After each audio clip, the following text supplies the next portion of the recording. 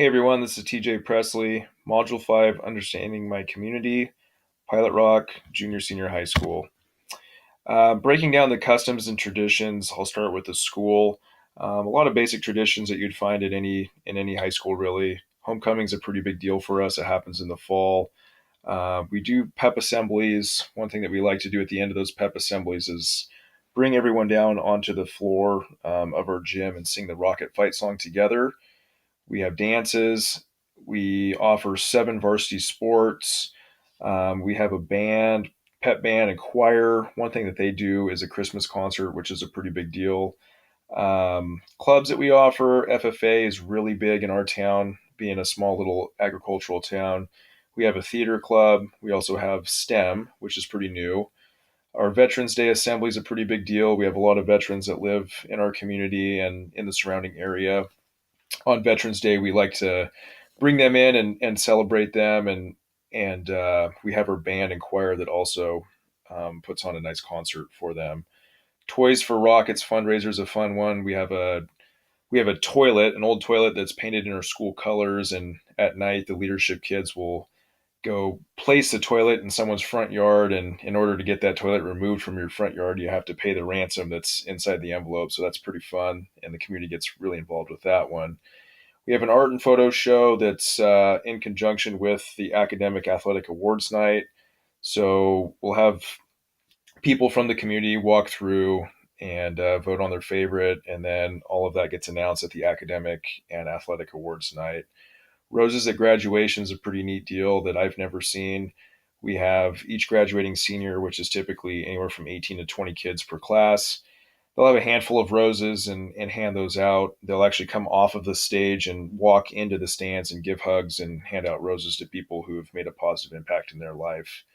Um, One other tradition, our school, our facilities in general are pretty old, but the junior high building that I teach in is actually turning 100 this month. So we're going to be celebrating that in a pretty big way, and bringing in the local community to celebrate with us.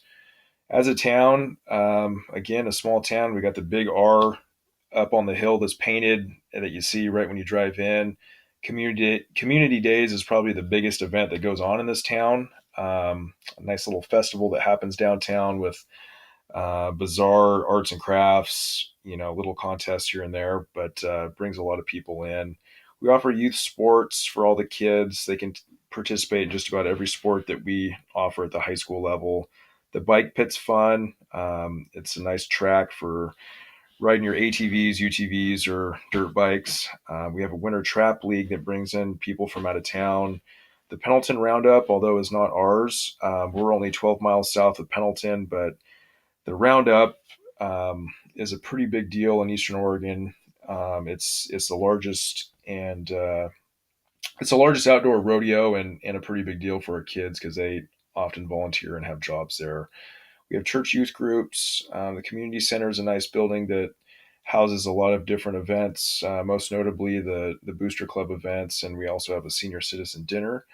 Community cleanup days are nice. Really brings the community together to take pride in our town and clean things up, as well as a fishing derby during the summer. Some population characteristics. We are a predominantly white town as far as ethnicity goes, and that's consistent with the school as well as the town. Our average class size is nice, 13 and a half students. We do have a pretty low socioeconomic status, as you'll see with the free and reduced lunch rate at 53%. We do have a pretty decent graduation rate and a pretty small size staff. Um, as a town, you can see some of those statistics. Median income 38,000, medium house value just over 100, and you can see the occupations. There's not a lot going on in town, and we'll chat about that a little bit more. But most people actually have to commute up to Pendleton, or even as far as Hermiston or Boardman, which can be about an hour commute one way. Communication, pretty standard, really. I'm sure with what other schools are doing. We have a daily bulletin that's emailed out. The same information is read aloud by students, leadership kids in the morning to all the students over the intercom. We have social media. Most groups use Facebook and Instagram or one or the other. Myself, as the athletic director, we use Facebook and Instagram, and I oversee the usage of that. Remind is a pretty good app that we use to get some information out. Um, we have a website for the district, and then, of course, for athletic stuff, we have the OSAA website, which is a statewide deal, and then athletic.net for track and field. In town, East Oregonian is a big newspaper that reaches out across most of Eastern Oregon. We have a newsletter that goes out by the chamber, daily bulletin, as I mentioned, that's sent out by the high school. Social media, there's a lot of different outlets there that you can use to get news. Then, of course, on the TV with the local channels up in Washington. Community groups, some of these have already been mentioned. We have Key Club, Athletics, Cookies and God. So we do have a religious group that happens inside of our school, although we're public. But this is a lunchtime thing that's student led. Theater, band and choir, STEM, and leadership. For the parents, that's school related. There's the Booster Club. The senior parents, that's a fun deal. They're always putting on little fundraisers to raise money for the senior trip, and then the school board, obviously. For the town, we've talked about some of those youth groups already. For the adults, there's not a whole lot going on, but what I have noticed is there's a lot of adults that tend to get involved with the youth sports, like in a coaching capacity.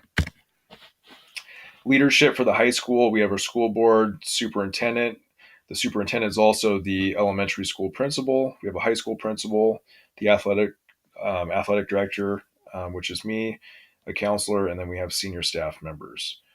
For the town, pretty basic structure there. We have the mayor, council members, our police station, which consists of a chief and two police officers, and then our local business owners.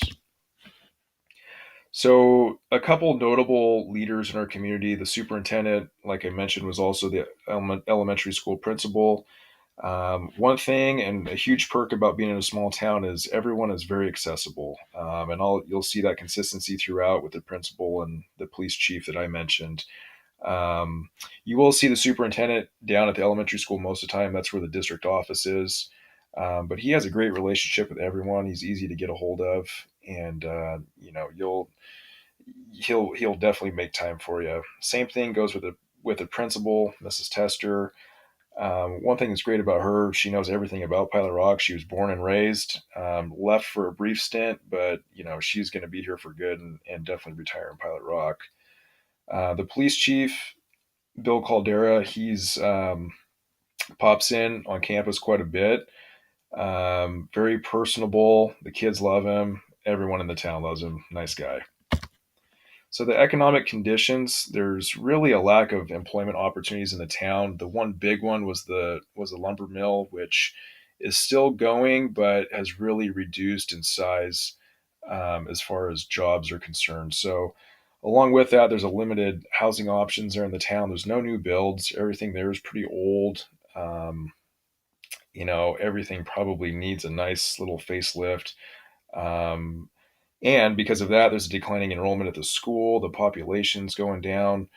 Um, Really, the big jobs that are kind of there in the area are ag related, so farming, ranching, and forestry.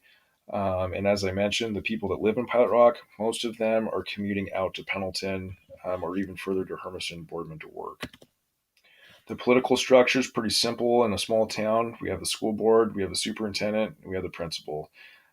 Even my role as the athletic director, I'm a teacher. I'm not an administrator or considered an administrator. So really a pretty simple structure. Social tensions. One thing that I've noticed about Pilot Rock that's really great is there really aren't very many social tensions. It seems like everybody is very included. I've noticed that especially at the school. I said rich versus poor. There are some ranchers and some people that own some land in the area that are pretty wealthy, but to be honest with you, there's really no social tension there. It seems like everyone really gets along great. Um, the only clicky thing that I kind of see is the athletes and non-athletes, which is probably pretty common in most schools. But again, in a small school like we're at, it seems like everybody's friends with everyone. Some extra sources of information. I included the district website, our athletic